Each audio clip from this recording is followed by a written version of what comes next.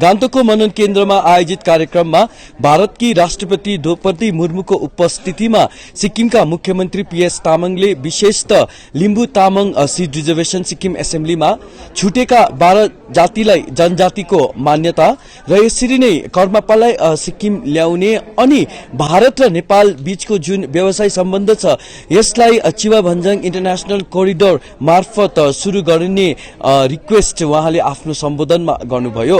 मुख्यमंत्री पीएस तामाङ को full speech. हमारे गौरवशाली देश भारत की माननीय राष्ट्रपति महोदय, सिक्किम के माननीय राज्यपाल महोदय, सिक्किम विधानसभा के अध्यक्ष एवं उपाध्यक्ष महोदय, माननीय मंत्रीगण, लोकसभा एवं राज्यसभा के माननीय सांसदगण, माननीय विधायकगण, उपस्थित वरिष्ठ महानुभावगण एवं उच्च पदाधिकारी वर्ग, आदरणीय जन समुदाय, प्रेस और मीडिया के मित्रगण, उपस्थित देवियों और सज्जनों, आप सभी को ताशी जिले खामरी नमस्कार। सर्वप्रथम देश की माननीय राष्ट्रपति महोदय का सिक्किम की पावन भूमि में सिक्किम की जनता एवं सरकार की ओर से हार्दिक अभिवादन, स्वागत एवं नमन करना चाहता हूं। माननीय महोदय, हिमालय पर्वत श्रृंखला का नैना विराम कंचनजंगा का शिखर, वन पर्यावरण एवं प्राकृतिक सुंदरता से भरी इस पावन भूमि में आपकी गरिमामय उपस्थिति ने हम सभी को आनंदित और आह्लादित कर दिया है।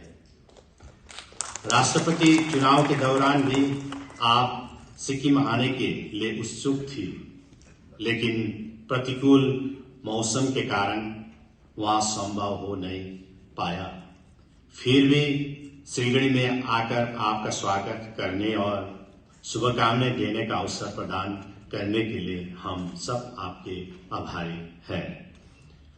उस अवसर पर आपने शीघ्र ही सिक्किम आने की इच्छा व्यक्त की थी और आज राष्ट्रपति बनने की तत्काल बाद ही आपने सिक्किम आने की कृपा की है। मैं सिक्किम की जनता और सिक्किम सरकार की ओर से आपका तहे दिल से आभार व्यक्त करना चाहता हूं। माननीय महोदय, आपके समक्ष आपने वक्तव्य को प्रस्तुत करना मेरे लिए सौभाग्य की बात है।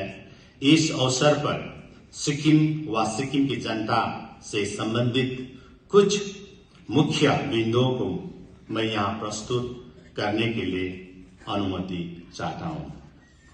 सिक्किम में अलग अलग जातियां और उपजातियां रहती है।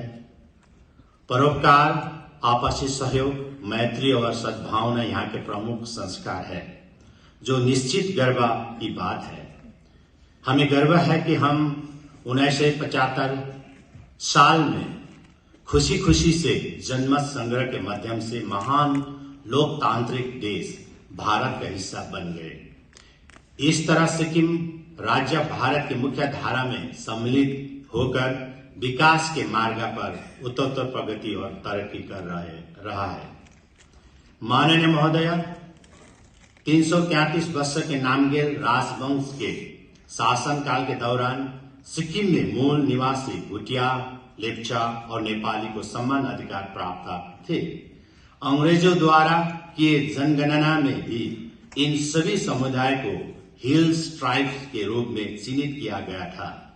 सन 1978 में भूटिया और लेप्चा समुदाय को अनुसूचित जनजाति बीएल भूटिया लेप्चा के रूप में मान्यता प्राप्त होने के बाद पूर्व प्रधानमंत्री स्वर्गीय श्री अटल बिहारी वाजपेयी जी के नेतृत्व की एनडीए सरकार ने लिम्बू तामाङ समुदाय को भी 2003 में अनुसूचित जनजाति की मान्यता प्रदान की थी, लेकिन अभी तक लिम्बू तामाङ समुदाय को सिक्किम विधानसभा में सीट आरक्षण नहीं मिला है। इस विषय पर आपकी कृपा दृष्टि के लिए विनम्रता पूर्वक प्रार्थना करना चाहता हूं।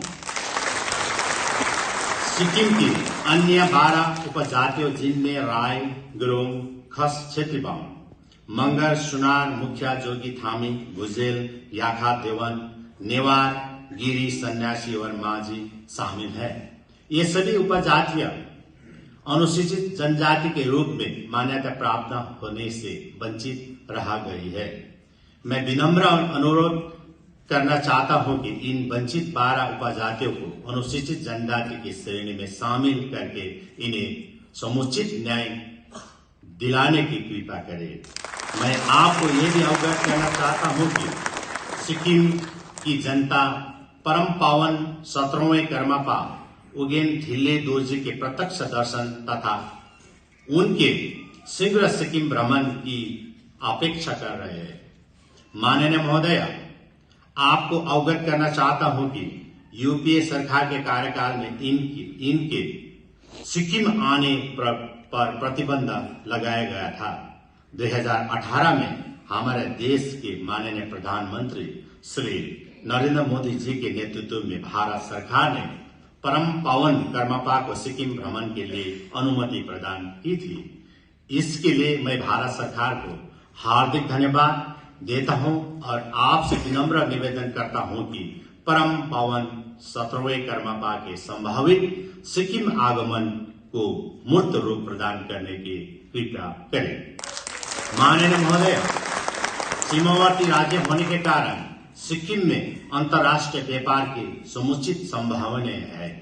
सिक्किम के पश्चिम क्षेत्र के आकांक्षी जिले में अवस्थित चिवा भंजांग पास के जरिए हम सिक्किम नेपाल के बीच व्यापार बढ़ाने हेतु आधुनिक एकीकृत चेक पोस्ट, लैंड पोर्ट तथा एक मल्टी मॉडल कॉरिडोर स्थापित करना चाहते हैं।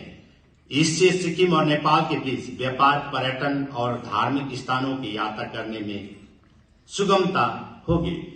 इस संबंध में मैंने माननीय प्रधानमंत्री जी को भी पत्राचार कर चुका हूं और मैं विनम्रता पूर्वक आपको इस मामले पर निगाह रखने के लिए विनम्र निवेदन करना चाहता हूं।